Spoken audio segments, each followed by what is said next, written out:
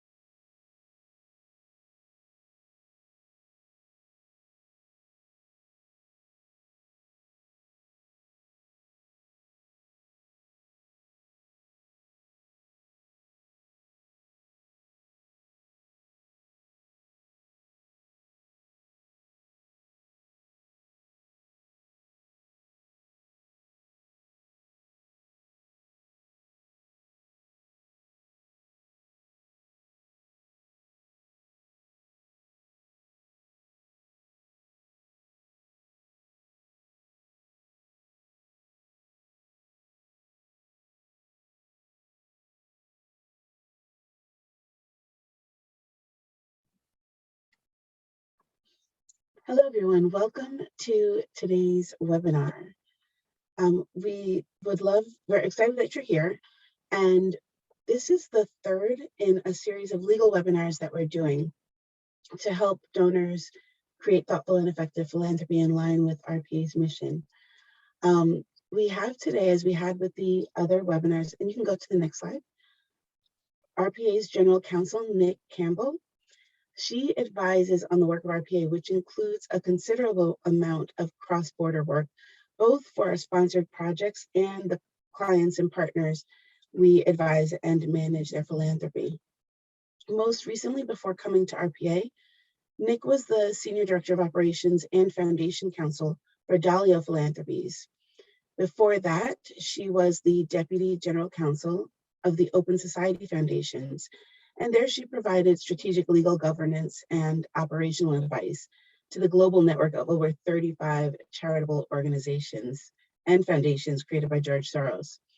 So Nick is very well versed in this topic, so I'm excited to have this discussion with her today. In addition to working as RPA's General Counsel, Nick is also the founder of Build Up Advisory Group, which specializes in strengthening organizational infrastructure for philanthropies and nonprofits more generally. So as I mentioned earlier, this is the third in this series of webinars. The first two were values-based contracting for grant makers and navigating grants that support advocacy to C3 and C4 organizations. And the links to those prior webinars are on this in this deck that we're going to send out after the webinar completes. So for today's discussion, as with all of the previous webinars, we're really focused on helping to lay the groundwork to give people an understanding of the framework for this. And so we're going to really get deep and give you a lot of insight around the framework. We're going to have lots of opportunities for questions throughout, and I wanted to thank all of you for providing great questions when you registered, because we did have probably the most questions we've ever had on this topic for any webinar we've ever done. We're going to get into expenditure responsibility and equivalency determinations. We're going to talk a little bit about how these items change depending on who you're giving to. We're going to cover fiscal sponsors versus fiscal agents, sanctions considerations, and then we have some hypotheticals where you'll get a chance to show your knowledge. And again, questions, we'll have some time for questions at the end, and questions are always welcome throughout, and I'll ask them as I can during the discussion. So to start us off, you can go to the next slide. Just to kind of set the framework a little bit, based on some recent studies, the United States has given, the foundations in the United States have given over $48 billion outside of the US, based on the most recent information I could find. That compares to about $5 billion from the United Kingdom, $3 billion from Canada, $3 billion from Germany, and $1 billion from the Netherlands. And so the United States is a huge source around the globe of cross-border grants. At the same time, and this is why it's so important to talk about those intermediaries, because only 12% of those international grant dollars, and again, this information isn't 100% current, it's around about 2018 was the latest information I could find. 12% of that goes directly to the organizations, and 88% of that amount goes through organizations that are acting as intermediaries. What that's made cross-border giving so difficult and so challenging is the closing space for giving, with so many countries introducing regulations that limit foreign funds for the philanthropies. So with kind of laying that groundwork, Nick, can you just start talking about what are the influencers of global grant making? Like, what are the things that people should be concerned about generally? And you can go to the next slide. Yeah, sure. Thanks, Renee. So when we think about what influences global grant making, there are certain elements that we wanted to pull out. The first are U.S. legal requirements, and we'll be talking through those today. So we mean the tax code, IRS regulations, sanctions, so OFAC, for example, and FCPA. And we also have to think about what are the restrictions or requirements within the country where the grantee might be located. So we have to understand the role that the governments play within grant awards. So it's not just private foundation to grantee in country, it's also what's the role of the government within that transaction. Relatedly, we also have to consider the local landscape. What is happening on the ground, so to speak? Are we immediately post-conflict? Is there a war that's happening within country? And what other practical considerations do we need to keep in mind? And then finally, we always have to think about the overall goal and purpose of the grants. What is the programmatic reason that we're making this grant? And does it fit, or how can we make it fit with all of the other pieces that we talked through? So the legal requirements, the restrictions within country, and the local landscape. Go to the next slide. So then you're going to talk about the legal framework first. That's right. So to pull that out a little bit more, when we talk about charitable organizations, we mean public charities and private foundations within the United States. And charitable organizations have one requirement: they have to use their funding for charitable purposes. And that is going to be really important, because every grant that you make, you have to ensure that the funding is being used for charitable purposes. This is why we're asking due diligence questions. This is why we're asking for reporting. This is why the application is in place, to ensure that funding is being used for charitable purposes. So as I mentioned, there's public charities and private foundations. What's the difference between the two?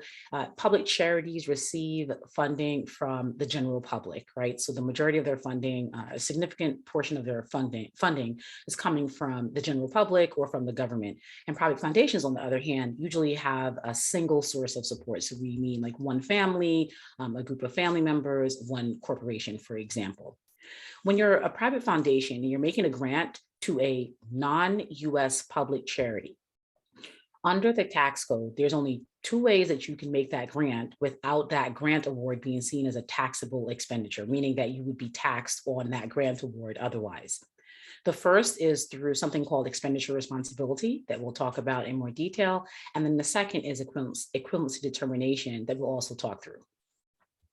Go to the next slide. Nick, how does a public charity giving a grant overseas change that discussion? As a public charity that gives a grant overseas fall into the same bucket as the private foundation giving a grant overseas? So the rules that I just talked through are only for private foundations, which means that public charities do not have those requirements. Still, when we're working with public charities that do a lot of cross-border giving, you'll see that they're also exercising expenditure responsibility. The beauty, though, is that they have a lot more flexibility. They can determine when they can require pre-grant inquiry, for example, as we're looking at these requirements under expenditure responsibility, or just some other requirements within ER. They can say, we don't want to exercise that part of ER right now, but private foundations do not have that ability. Thanks. So when we're talking about expenditure responsibility, what is it? It's a federally mandated procedure that a private foundation, not a public charity, must follow for any grant made to an organization that is not a U.S. public charity. So that means that a private foundation cannot say, well, we don't want to exercise private expenditure responsibility. It's required by the IRS. And we'll see the exception to that, which is the equivalency determination, but otherwise you have to be an expenditure responsibility. What does it require? One, a pre-grant inquiry, which is pretty much what you're doing when you're asking for applications, information, you're doing your diligence. You essentially want to be reassured that you are awarding funds to an organization that can complete the charitable purposes of the grant. That is what your pre-grant inquiry should be getting you to, that place of comfort. The second is that you need a grant agreement. So some foundations may not have grant agreements when they're awarding funds to public charities, for example, but in ER, you must use a grant agreement. You also have a requirement that there has to be separate accounting for grant funds. It doesn't mean that you have to open up a separate bank account for these funds, but it does mean that you have to have a way to account. You, the grantee, has to have a way to account for the grant funds that it has received. And so this is usually done through the books, right? You have fund accounting that's happening there. And then you also need annual grant reports from the grantee until all funds are expended. This is usually where you'll see questions coming in about expenditure responsibility, like what if it's a de minimis amount? Do we still have to provide a report? Yes, the answer is yes. There is no exception for de minimis amounts. You have to have the grantee continue to report until all funds are expended or the funds are returned. And on the foundation side, there is an annual reporting requirement until the funds are fully expended to the IRS to essentially tell the IRS what the grant was for, how much funds have been expended to date, and has there been any sort of diversion of those funds. Usually in ER, we want to see project support. General support is very tricky because you have to understand this concept of you're making a grant to an organization that is not deemed charitable, that's not been deemed charitable by the IRS. So to give this sort of unrestricted pot of money to that organization would be problematic from the IRS rules and regulations. So we really want to see project support grants, and we can get flexible in that, and we'll talk about that. But you want to see a budget that's really tying to the line items within that project. And then finally, regranting.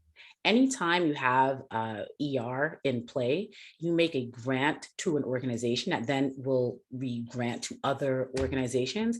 That second set of granting also takes on ER, right? So that means that all of the things that we've just talked through have to be present in the grant agreements and in the grant relationship between that grantee and the sub-grantees. So you do have to ask that question of, do you, the sub-grantees, have the ability to comply with ER? Ultimately, all sort of penalties, anything that's coming out of ER or no compliance with ER will happen to the foundation, not the non-US organization. So ultimately, the foundation does have a responsibility to ask questions and make sure that ER can be followed. So how extensive does the report need to be on how the grant funds are spent? So the report doesn't have to be that extensive. You really have to just talk about, how have you been spending the funds to date? How much funds are left over or remaining? Has there been any diversion? Have you used the funds for a purpose other than what was intended, right? And so it's really the kind of report that you would see in the non-ER context, the kind of programmatic report that you'd want from your grantees anyway. Okay. And then we have a question from a participant. If there are funds left over, can those funds be reapplied to the organization for another use? So it could be, but you have to make sure that the use is papered, right? So that means that there is an amendment that has been done to the grant agreement, and you sort of go through that ER process again, but realizing that you don't have to do another pre-grant inquiry because it's the same organization. But if you're applying for a different purpose, you still want to have that comfort as the funder that this grantee can satisfy the purposes or the new purposes of the grant, right? So the repurposing that's happening. So you can do it, but it has to be documented.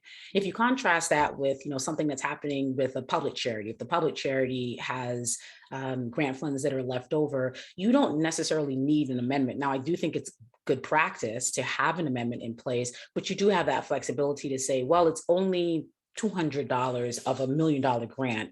You can just hold on to the 200 and use it for your charitable purposes, right? In ER, you just don't have that flexibility. Okay, and we spoke a little bit about the reporting requirements being not that heavy. What are the financial reporting requirements? Are there specifics that are required? So no, it's really just budget to actuals again. Okay. So basically what was budgeted, what was actually spent, and have you actually been spending it in accordance with the budget and the proposed activities. So there's nothing special that comes out of a report for ER, except that you do want to make sure, I think it is good practice to have someone, a representative, an officer of that organization that's signing off and saying there have been no diversion of funds through whatever grant period or a reporting period that you're dealing with, but nothing in addition to what you have in a standard financial report. Okay, thanks. Let's move on to equivalency determination. Of course. So we talked about expenditure responsibility, and we also said that the other way that a foundation can make a grant to a non-US organization, non-US public charity, is through equivalency determination. So I'll just flag here that ER also comes into play when you're making a grant within the United States. So if you're making a grant to an organization that is just not a US public charity, but it's operating within the United States, you have to exercise ER. Equivalency determination only comes into play when you're dealing with an organization that has not been organized or incorporated within the United States. So you are basically making a good faith determination that the organization is a US public charity equivalent, right? Expenditure responsibility, you don't have to comply with those rules.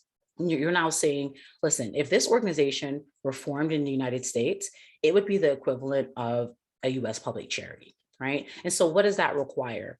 It means that you have to make sure that that organization is actually functioning like a US public charity. So you have to make sure that it has requirements within its governing documents, that it will only use funds a particular way, in the same way that a US public charity is required to use its funds. So if you remember back to one of the initial slides, we said charitable organizations must always expend make expenditures that are charitable. And that's the same requirement here. We want to make sure that the governing documents are saying every time this organization has an expenditure, it's for a charitable purpose. You also want to think about equivalency determination when you are thinking about investing in the organization itself as opposed to a specific project.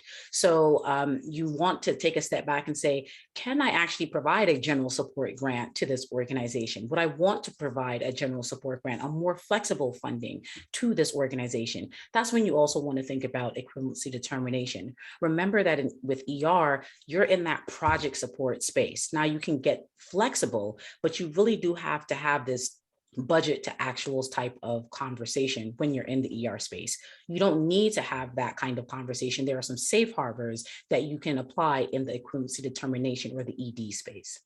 So what does an ideal candidate for an ED look like? One, a charitable organization, as we mentioned.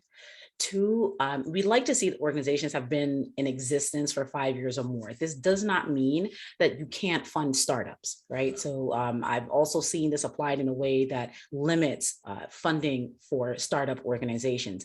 And that's not true. It's just that with 5 years or more in existence, you have actual financial information to go from. With startups, now you're doing projections, right? You want to make sure that this is a long-term relationship.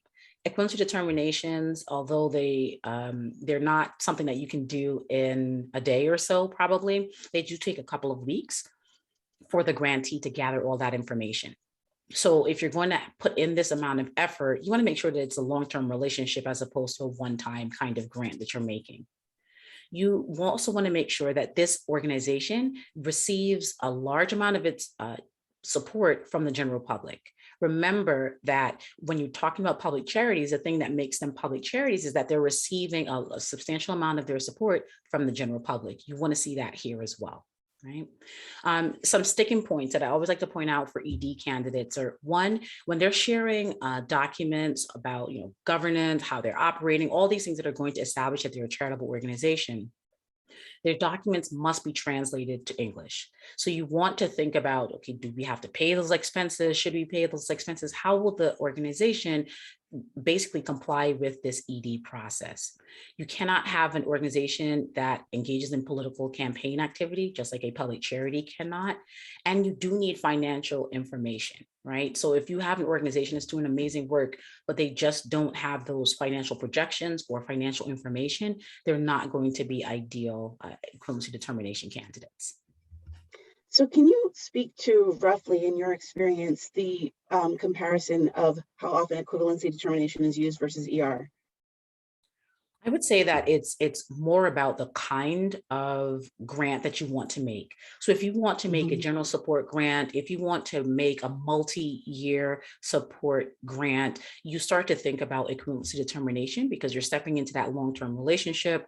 Maybe you're awarding grant funding for activities that otherwise you'd have to be carving out into a project. So maybe the organization engages in some lobbying, for example. Maybe they're making grants to individuals, and you want to support those activities without being pulled into the foundation's activities itself. So you can get out of ER and do ED that way. So it's usually more about the kind of award and funding you want to provide. And what are the chances that an ED will be challenged or interrogated? And what kind of documentation should you keep in the event that that happens?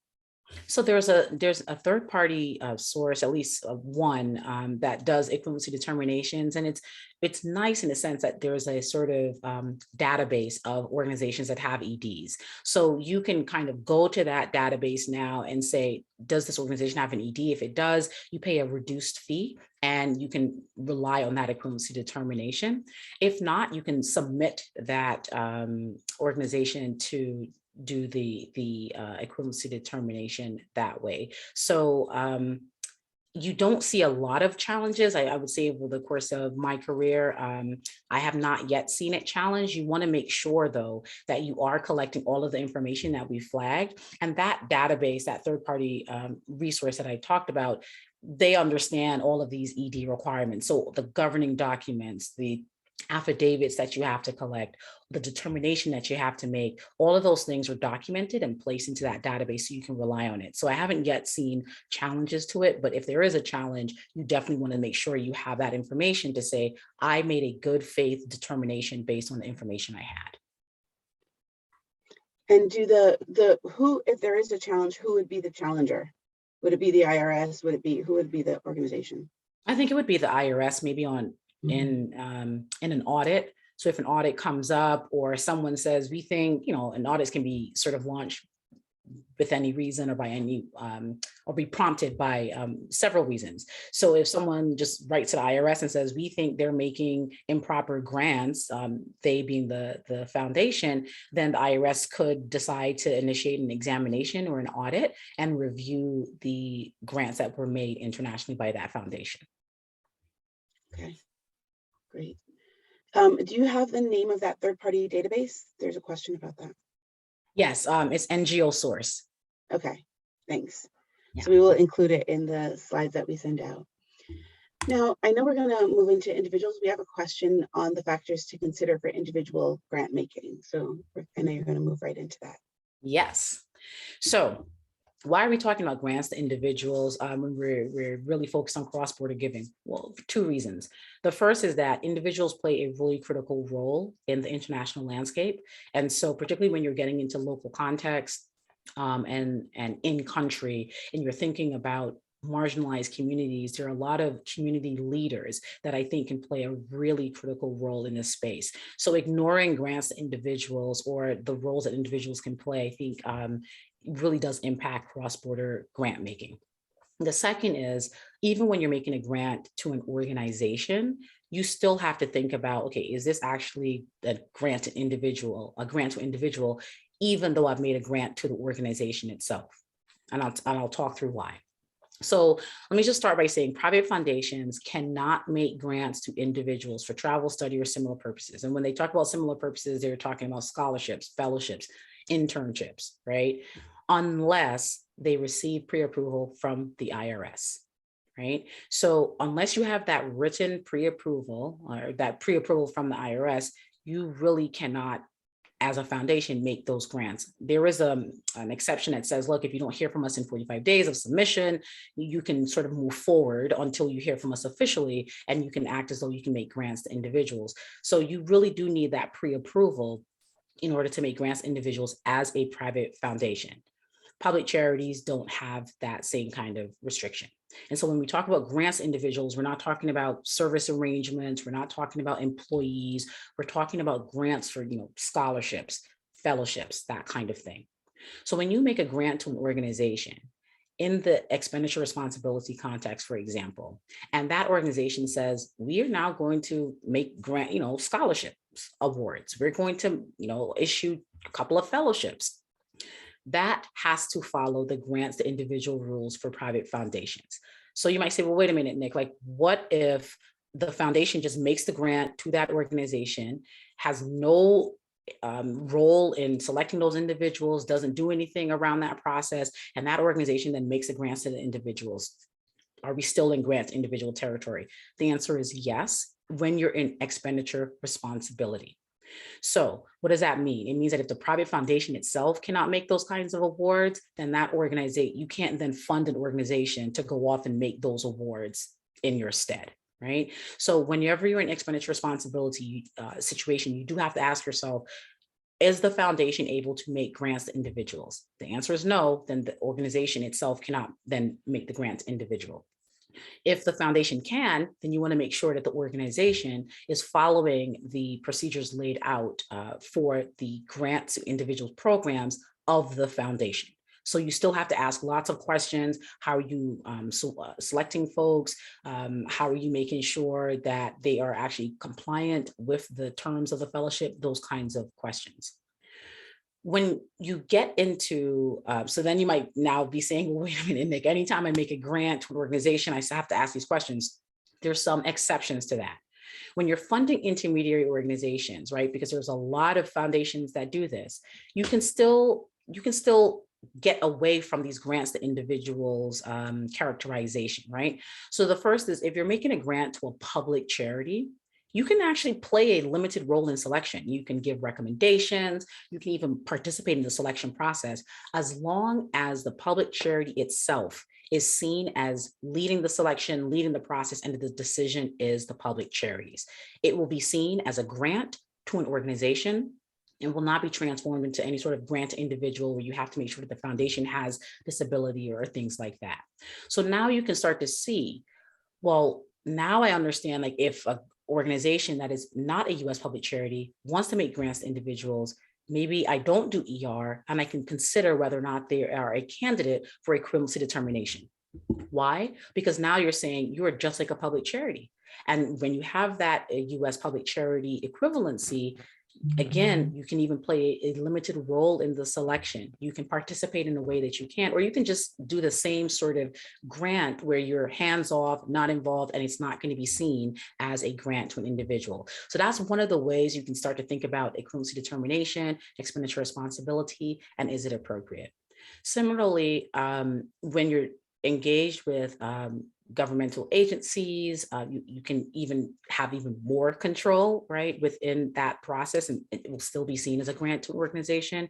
And with other organizations, you want it to be made completely independent of the foundation itself. So when you think about the level of control, for government agencies, is there a 50% mark, like more control than the other organization? Can you kind of go into a little bit more about that?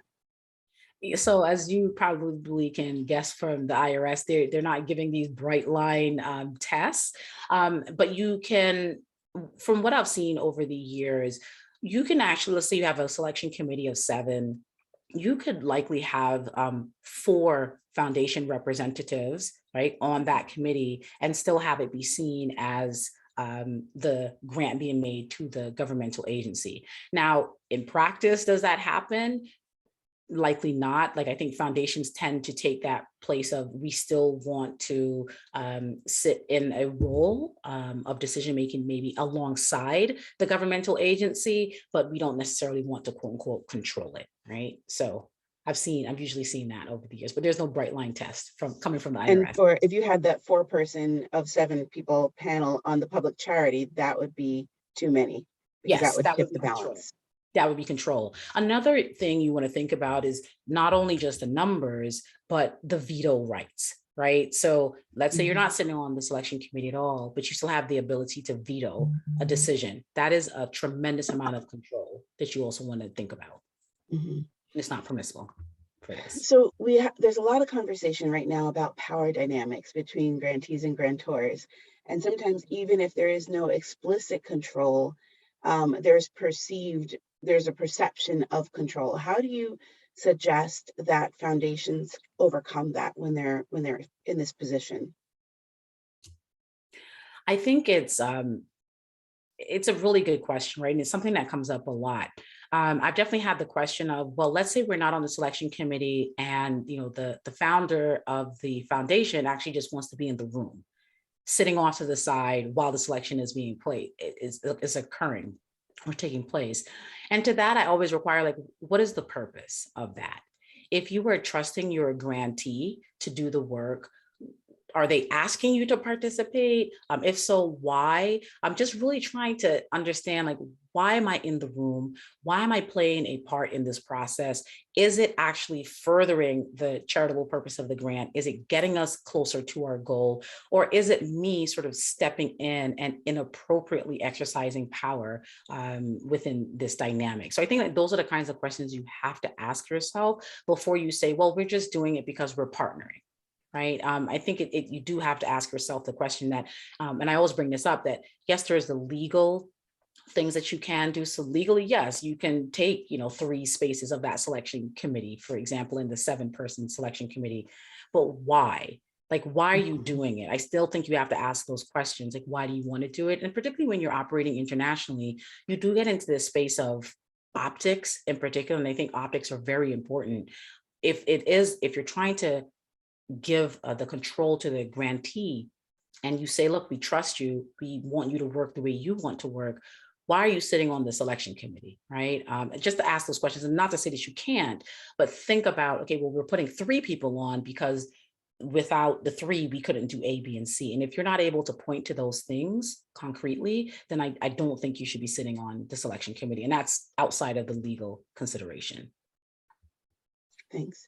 Can you give an example of a structure for getting grant funds to individuals abroad?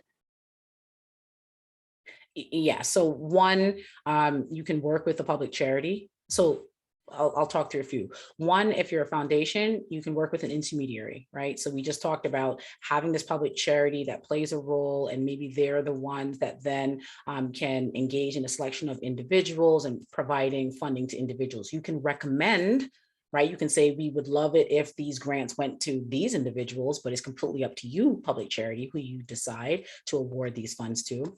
Another is if you're making grants to individuals and you have a real grants to individuals program sort of happening or surfacing, you might want to think about, do we just go to the IRS and get this pre-approval? Because now you can make grants in the ER context.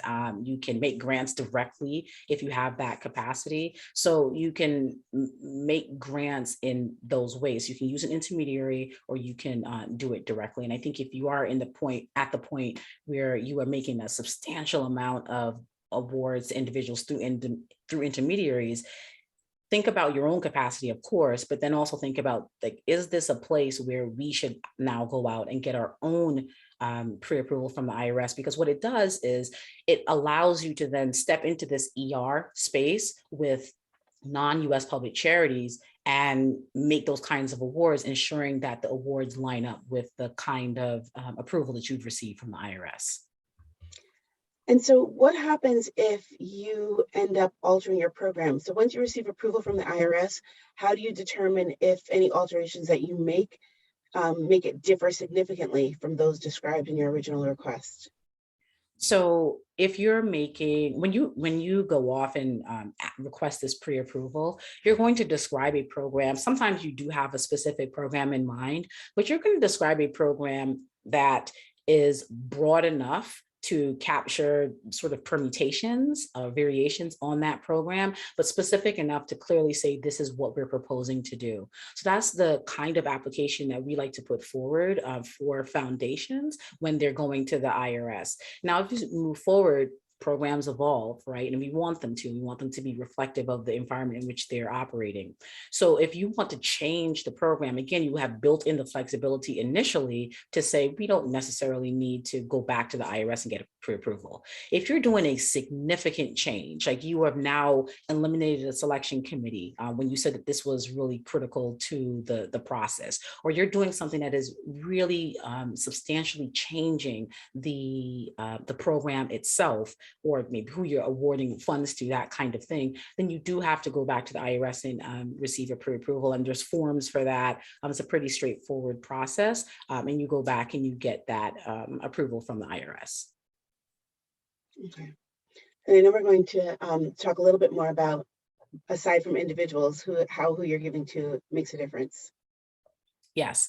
So as you can imagine, as we talk through, you have to ask these questions. Who are you giving to, right? Who's actually receiving the funds? If you're giving it to a US public charity, then you have a lot of options, right? This is why you'll see foundations say, we only make grant awards to US public charities. Why? Because you can do general support, you can do project support, you have safe harbors for organizations that are engaged in lobbying, and you can still make a project support grant to them. Same thing with general support. So there's a lot of things that you can do in that context. I don't think that that's the only way that you can engage in cross-border giving, nor should it be, because there's a lot of other vehicles out there. Individuals, as we talked about, if you're going to make a grant to an individual, you have to follow special rules, right? Get that pre-approval if you're making it directly. And you also want to make sure that you have to make sure that your selection process is objective and non-discriminatory. So the IRS is making you say, when the foundation award grants to individuals, I am not perpetuating some harm within this system, right? I am making sure that my selection process is objective and non-discriminatory in getting us to the charitable purpose of the grant. When you're making awards or providing awards to intermediaries like fiscal sponsors and fiscal agents, then you have to determine when you're dealing with which, right? So fiscal sponsors need to have discretion over the funds. They need to have, usually see the board having a vote over whether or not they can accept a project as a fiscally sponsored project, or leadership. Somebody needs to approve that these funds can be deployed as proposed. And so as a result, if you have a US public charity as a fiscal sponsor, you can work with that intermediary and make grants to individuals, make grants to other organizations, and still have that grant be treated as an organizational grant. Fiscal agents, a little bit different, but sometimes they play a role, right? When you're in the international space, which is sometimes you're dealing with organizations or individuals that may not have bank accounts, right? And so someone maybe on behalf of that group will say, we will, you can use our bank account, you can pay the funds into the bank account, and then we will transfer it over to the ultimate grantee. Of course, in that situation, you want to make sure there's protections written in that the fiscal agent will actually transfer the funds as promised. But that's another way that you might say, look, this is how we have to get funds to these organizations and individuals in country. And then the last is what we've been talking through, a non-US public charity, right? Like how do you actually provide awards to organizations that are not US public charities? We've talked about equivalency determinations. We talked about expenditure responsibility. So you have to think about who you are actually providing awards to, because it has implications. And that's why we wanted to talk to the structure, because before you can get into like, here's what we want to do, here's how we want to give it, know who you're giving it to and understand like the legal structure in which it sits.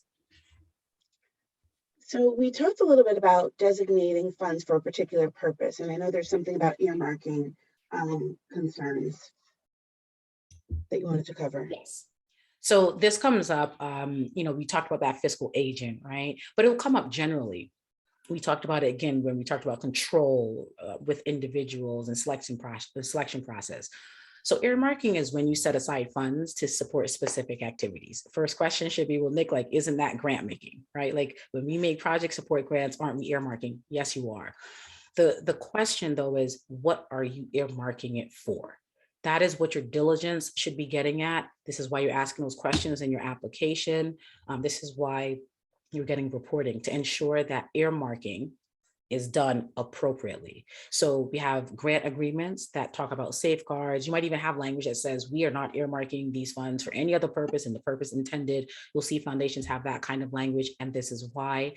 What are the implications? Regranting, right? We talked about, like, look, if you're in expenditure responsibility and you're sort of like bypassing this US public charity, for example, if you're making a grant to a US public charity, you earmark it for the ultimate grantee that's not a US public charity, you're now pushing yourself into expenditure responsibility when you should have been staying in that grant to a US public charity, right? If you're earmarking improper activities, you could be earmarking funds for lobbying, which private foundations cannot support, and similarly for political campaign activity. And we went into fiscal sponsor versus fiscal agent, but I know there's some additional detail you wanted to discuss here as well. Yes. So I will just flag that it is very important to understand the difference between fiscal sponsors and fiscal agents. As we talked about, fiscal sponsors have the control, they have the discretion to use the funds in a particular way, and fiscal agents do not. Why does that matter? Because it's earmarking. So if you're using an organization that claims to be a fiscal sponsor, but you, the foundation, do not review a fiscal sponsorship agreement between the fiscal sponsor and the project that basically says we have full control and discretion to use the funds as intended, you could be in an earmarking situation. You might be giving to a fiscal agent without knowing it, right? So you want to make sure that you know when you're engaging with a fiscal sponsor or a fiscal agent, and the fiscal sponsor has the control and discretion. So review the fiscal sponsorship agreement as a private foundation. As a private foundation, if you are making a grant to an organization or some project that has a fiscal sponsor, at a minimum, review the fiscal sponsorship agreement between the fiscal sponsor and that project, right? Because you want to make sure that it's supportive of the fact that the fiscal sponsor has discretion and control. Usually we see fiscal sponsors as US public charities because, again, private foundations making that grant to the US public charities makes it a lot more straightforward for the grant making, even if the grant funds are then further deployed. On the fiscal agent side, again, this is usually seen when you want someone to provide a bank account. This is earmarking, right? So you are essentially saying, I am giving a grant to this non-US public charity. I am just using this fiscal agent because that's where the funds will be paid into. So this grant, you need to think about expenditure responsibility in that example, because you have earmarked the grant to the ultimate organization. The fiscal agent, if they do this a lot, they're not going to sign on to any sort of agreement that looks like a grant agreement with the fiscal sponsor, right? Between the foundation and the fiscal sponsor. They're going to say, the only thing I'm promising is that I will take the funds from you and I will send the funds to the intended grantee. So you have to think about expenditure responsibility here. And the one thing I'll pull out is that you have to, I would strongly encourage using a grant agreement regardless of the amount. So if it's $500 and you usually make grants of $1 million or $500,000 and up, use a grant agreement because it very clearly spells out the responsibilities and obligations of each of the parties. Thanks, Nick. Let's turn to sanctions and how to prevent corruption.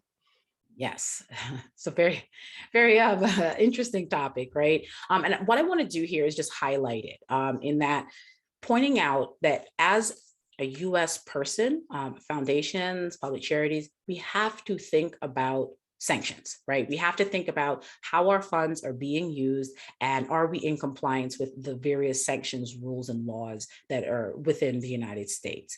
So you'll see here, we pull out a quote, and essentially, don't think that because you're doing good work, you are pulled out of this conversation, right? So you'll see that bolded language that says we have a responsibility to do all we can to shut down the funding channels of terrorism, right? Which is are you ensuring that your charitable funds are not being used to further any sort of terrorist activities as defined under US law? So there are a couple that we wanted to just highlight because they tend to come up a lot. We can go to the next slide. Okay, so the first is, you've probably heard of it, OFAC, right? And this is coming out of the Office of Foreign Assets Control. And essentially it's when the US Treasury Department has put in regulations to ensure that organizations, US persons, do not do business with terrorist organizations or individuals. You've heard of this OFAC, specially designated nationals list. If you're on that list, you cannot engage in those kinds of activities with individuals on that list. There are also countries that OFAC has sort of determined to be sanctioned countries, or countries that aren't sanctioned, but there might be in a region where there are a lot of specially designated nationals. So you have to take certain precautions. It affects all US persons. And one thing I'll say here is, if you are a US person with affiliates or branches in other countries, don't think that just because, well, they're a separate entity under that particular country, and so they're not a US person, they're not subject to OFAC. OFAC also considers, are you controlled by a US person, such that you are a US person for purposes of OFAC. That then impacts the kinds of questions you ask in diligence, applications, those kinds of things. So you want to be clear on who is actually subject to OFAC, and is my diligence getting at the kinds of things that I want to make sure that are not triggering OFAC. The last piece I'll say about OFAC is, we want to make sure that we are taking a tailored approach to OFAC. So sometimes you'll see language in grant agreements that are a page, sometimes a page long, of OFAC provisions of all the things that a grantee has to comply with. And people just kind of move on and sign the agreement. But the question is, what is sitting in your diligence? What are the questions that you are asking to actually make sure that this grant is not triggering any sort of OFAC penalties or situations? So ask questions during the application process, and make sure that the reporting is, you're monitoring that as well. So it's not just you put it into the grant agreement and forget about it, but you have to make sure that you are asking the right questions as well. And the FCPA, of course, has Yeah. some sway here as well. Yes. So the other piece that we wanted to talk about is the FCPA. And this is when you pay or offer something of value with corrupt intent to a foreign government official or political party official, right? So you're trying to do that so that you can, maybe get a license, get a permit, get some improper advantage, right? This is language taken out of the statute. So one, it applies to US persons, nonprofit organizations as well. Think about agents that you might be using. So if you're dealing with intermediaries, right, outside of the United States, think about their actions, because you can be held liable under FCPA for those actions.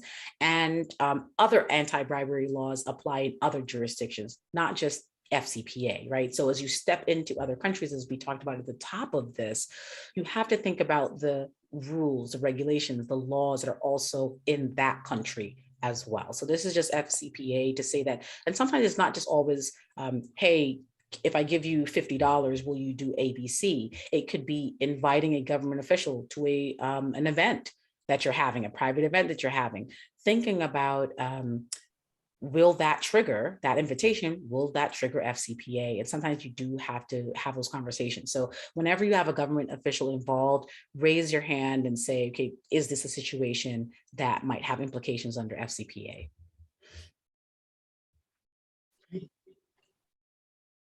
Okay.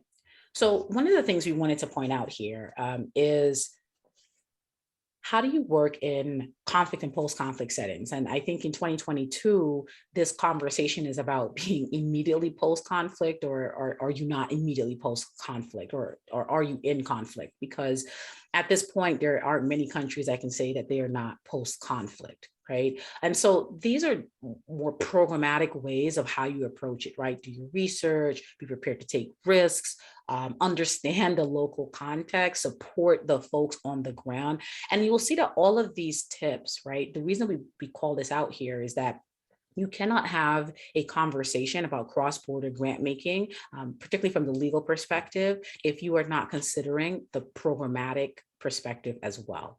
These things have to work together so that you can say, this is how we approach cross-border grant making. And all of the pieces that you're seeing here from a programmatic perspective also apply in the legal context as well. So if you're working with your attorneys, they're going to ask you questions, right? Like, have you ever been in this country before? Who have you spoken to? Are you aware of any local laws that might have implications? They're going to ask these questions of local counsel if they're engaging them, of you, the partners, if your partners, if you've worked there before. So just another reminder that we have to make sure that we're not separating these conversations and having programmatic conversations on the one hand, and then saying, okay, we're done here, let's go talk to legal. I mean, we're done here, let's go talk to the compliance team. Okay, and now we get to move into some hypotheticals. Okay. So with all of what we've talked about now, you should have the tools to step into these hypos. So the first is Foundation makes a grant to World Alive. It's a non-US nonprofit organization working in public health throughout sub-Saharan Africa. World Alive's proposal indicated World Alive would like to make the following grants. 1 to 2 individuals for a public health fellowship, to a local partner organization working on groundbreaking research. So we've got some re-granting there, and to fund public health projects in Zimbabwe. So you have a poll question that's coming up. And the question is, should Foundation make the grant to World Alive? Yes, using ER. Yes, using ED. No, the grantee wants to fund 2 fellowships. Or no, the grantee wants to fund work in Zimbabwe. So you can vote right on your screen.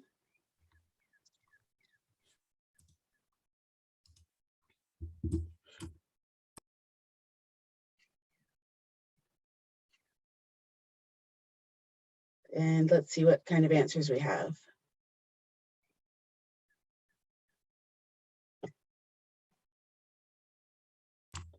Okay, so I'm seeing about 56% saying yes, using ER, 19% saying yes, using ED, a few folks saying no, the grantee wants to fund 2 fellowships, and no one said no because of work in Zimbabwe. So how did we come out? So these are all actual examples taken from work that's been done over the years.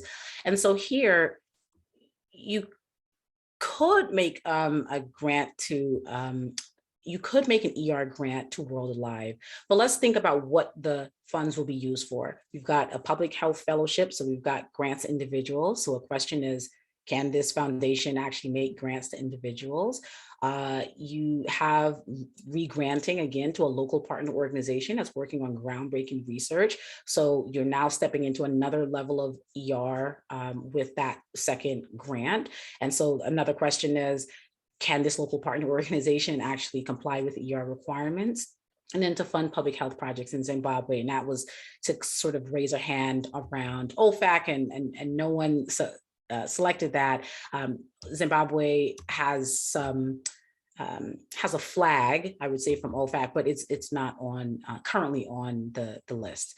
So the way that we have made the grant is through equivalency determination, right? Saying that that World Alive as a non-US nonprofit organization was actually eligible for an ED. And as a result, when you make that ED, you could provide general support grant to that organization, and then they would be able to provide these other grants that are listed without the additional ER monitoring. Great, let's move on to the second hypothetical. Okay, the second is Foundation makes a grant to Better World. It's a US public charity focusing on criminal justice reform, specifically the school to prison pipeline throughout the global South. This grant includes the foundation working with Better World to make a project support grant to ABC Learn, a school in Belize. The foundation controlled the selection process there. The foundation is also working with Better World to support reform efforts in Cuba. Foundation's diligence focuses on Better World's efforts to ensure programmatic success. So the question is, two questions here. The first is, does the foundation's grant to Better World require the foundation to exercise ER? No. Foundation made a grant to Better World and it's a US public charity, so no ER required. No, because there was a selection process for ABC Learn. Yes, the work will be done throughout the Global South, and as a result, you need ER. Or yes, the foundation earmarked the grant to ABC Learn. The second question is about the the diligence, and the question is, was foundation's diligence comprehensive? Based on what we see here. Okay, let's pull it up.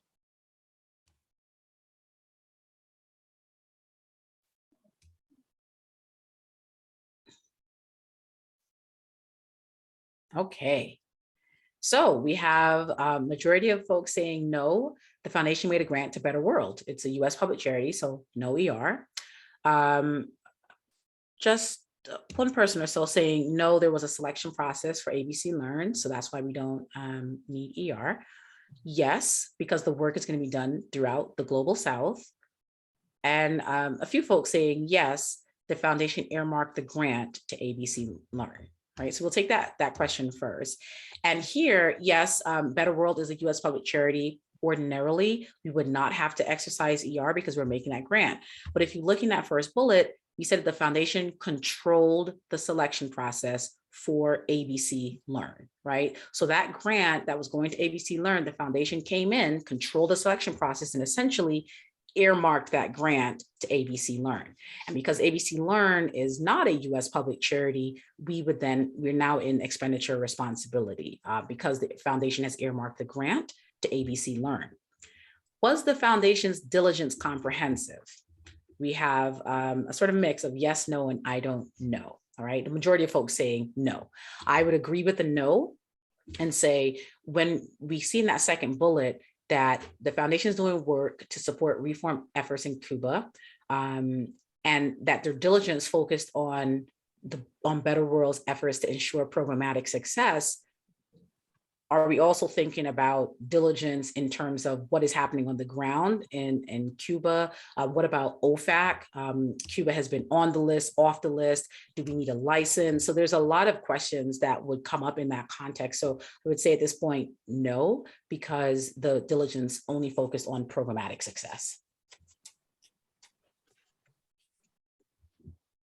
Okay, that brings us to the last hypothetical for today. Okay, hypo 3. Foundation seeks to make a grant to Teachers First to provide mentoring and school-based support to new teachers in rural districts in Botswana. Although this grant is a third grant Foundation has made, and it is confident that Teachers First energetic leadership can deliver, Foundation has continued concerns about the overall strength of the organization. So the question here is, should Foundation make the project support grant to Teachers First to support new teachers? Currently, that's the kind of grant that it wants to make, this project support grant to support the teachers. Yes, Foundation is confident Teachers First leadership can deliver. No, Foundation will be making an expenditure responsibility grant. Yes, Foundation has considered organizational impact and capacity building. No, Foundation should also consider organizational impact and capacity building.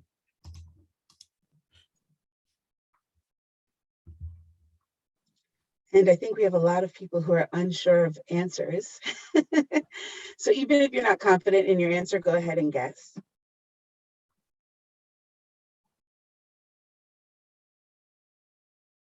And let's pull up the results.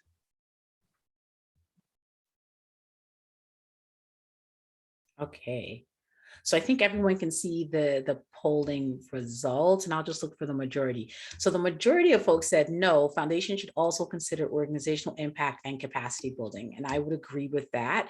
I think here what we're trying to talk about is at what point do we stop making these project support grants to an organization and think holistically about how we invest in the organization to consider its capacity building and its organizational impact as well. And so there's ways, as we've talked about, that we can do now if we're making if you want to make this kind of general support grant, right, to teachers first. So, we can think about equivalency determination, for example. There's a lot of ways that we can do it if we are in the international context. Great. So with the time getting a little short, let's wrap it up with some best practices. Yes. So we just wanted to highlight some points here from what we've been talking through. The first is conduct only enough diligence to give you confidence that the grantee can perform the charitable purposes of the grant. You might say, well, Nick, yes, of course, that's what we want to do. That's what we aim to do. But that means looking at every question that you are asking as part of your application process to ensure that each question leads you to say, okay, yes, this means that the grantee can perform under the grant itself, right? And if you have questions that are just being asked just because they've historically been asked, you might want to think about, okay, do we actually need those questions? The next is to consider to whom the grant is being made, for what purpose, and where the grant funds will be used to ensure that your grant award serves as a resource to the grantee. So we talked about, who's actually receiving the grant. That has implications around structure. Why is the grant being provided? Where will the grant funds be used? All of those things then inform how will I, the foundation team, serve as a resource to the grantee? So yes, I'm providing funding, but how am I actually providing a resource and a support to the grantee organization? Ensure that your diligence procedures are not antithetical to your organization's values. So you might be saying out loud, we are inclusive, we are risk takers, we are innovative. And when you look at your diligence procedures, they are clunky, they're asking questions that are not needed, or they're making you exclude a large group of folks from your grant making process. So make sure that your diligence procedures are supportive of your organizational values.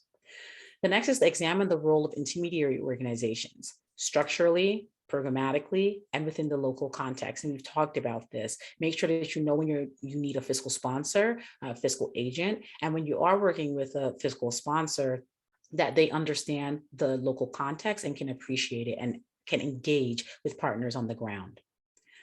Underscore flexibility, equity, impact, and partnership throughout your grant making, domestically and internationally. This is the way you should be showing up. Every grant award that you make should be trying to get at these things. And that happens, yes, within the United States, but it doesn't disappear because now you're engaged in cross-border giving. It should still be present then too. Engage with local counsel and partners before funding in a new geography. If you are stepping into a new country and you're working in a new space, yes, you talk to folks on the ground, partners, to make sure like you understand what's happening, but you also want to understand what's happening legally, right? What's happening within the governments. And so engaging local counsel as you start to explore within that region is also critically important. Understand and define risk within your organization and grant making. If we start to talk about taking risks or things are too risky, we need to understand and have a shared definition of risk throughout the organization. And that impacts your grant making as well. And then finally, remain equity centered. At the end of the day, we want to talk through these legal structures because that gives you the tools and the vehicles to do your work, but it should all be centered around equity and how are we making sure that those who have been historically excluded from the conversation are now able to participate and problem solve for their own communities. So. Thanks for those practical tips, Nick. We have a couple of questions that I want to get to in a little bit of time left. There was some question around using DAFs for cross-border grant making. Are there special concerns or considerations for DAFs? So with DAFs, it's a really good question because DAFs then take on, they have the same expenditure responsibility requirements that private foundations have. So a donor advised funds, DAFs, they are public charities, but when we start to get into grants to non-US public charities, they have the same expenditure responsibility requirements that we talk through for private foundations. So what you'll see with DAFs is it does vary from DAF to DAF. Expenditure responsibility, as we know, you can still make these grants, but it requires, some more diligence, reporting, things like that. And so many DAFs will not engage in international grant making. So you want to make sure that the DAFs that you're engaging with or working with will actually do that kind of grant making, but they're not prohibited from engaging in grant making. Okay. And the last question that I have right now is about the reporting requirements based on fiscal years and grant period timing. Yes. So it's a really good question. I think practically what happens is foundations tend to use it based on their own calendar year or fiscal year. The regulations talk about the fiscal year of the grantee themselves, but usually what you'll see is calendar year for the most part, and having reports within like 3 months of the close of the calendar year before it. But you do have some flexibility there. It's essentially what you want is that when you, the foundation, are reporting on the grants activities, you are in a position to say, okay, based on the grant period and the grant term, I can honestly say that there has been no diversion, or here's how much money has been spent. So you want that information. Okay. And with that, we're going to wrap up today. So I just want to encourage everyone to fill out the survey that's going to come to you as soon as you close out the webinar. And also to feel free to email us with any additional questions or areas that you want to see additional webinars in at info@rocpa.org. And if you have any other queries specifically for Nick, feel free to email her at hello@tclf.us. And thank you so much for your attendance. And thank you, Nick. Yes, thank you. Thanks, everyone.